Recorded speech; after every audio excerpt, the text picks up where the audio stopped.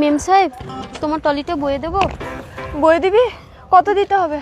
আমাকে কিছু দিতে হবে না, আমি দুদিন ধরে কিছু খাইনি। তোমার বাড়িতে নিয়ে গিয়ে আমাকে দুটো ভাত দেবে? আচ্ছা ঠিক আছে, চল। দুদিন খাসনি কেন? তোর স্বামী নেই? আমার স্বামী ছিল, আমার একটা ছোট্ট মেয়েও ছিল, দুই এক পা করে হাঁটতো। আজ থেকে 20 বছর আগে আমার স্বামীর কথার অবাধ্য হয়ে আমি একটা মেলায় গিয়ে আমার মুন্নিকে হারিয়ে ফেলি। সেই ছোট্ট মেয়েটাকে আমরা বিদেশে পড়তে পাঠিয়েছিলাম, বলো আজ 20 বছর পর বাড়ি ফিরছে। তারপর আমার স্বামী আমাকে ঘর থেকে বের করে দিয়ে বলে, যতদিন না মুন্নিকে খুঁজে পাবো ততদিন আমি ঘরে উঠতে পারবো না। ওই তো শালে নিয়েছে। এটা আরে দেখ, নোংরা ধুলো ময়লা কাপড়ে ভিখারিটা ঘরে উঠে এসেছে। বাবু আমাকে বলেছিল দুটো ভাত খেতে দেবে। ভাত রাত কিছু হবে না, এনে 10 টাকা আছে, নিয়ে চলে যা যা। শালিনী, বাবা, আমি এয়ারপোর্ট থেকে নেমে ট্যাক্সি করে বাড়ি এলাম, তুমি একটা কাউকে পাঠাওনি? এই ব্যাগ নিয়ে কি আমি পারি একা? কেন? আমি তো ছেলেকে পাঠিয়ে দিয়েছিলাম। দাদা, দাদা বড় হয়ে গেছে? হ্যাঁ, এই প্রশ্ন।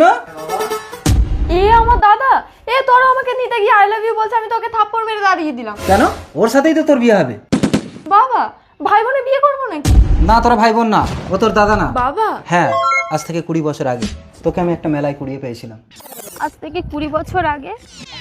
তার মানে ওটা আমার মা ছিল? শালিনী, শালিনী, শালিনী, শান্ত হ। প্রশ্ন অত জানি না, তুমি শালিনীকে এনে দাও, আমার ছেলেকে শান্ত করো। এসো এসো এসো, এসো। মা! মেম সাহেব? মেম সাহেব না মা, আমি তোমার সেই মেলায় হারিয়ে যাওয়া মুন্নি। মুন্নি, শুনছো? তোমার মেয়ে মুন্নিকে আমি এনেছি।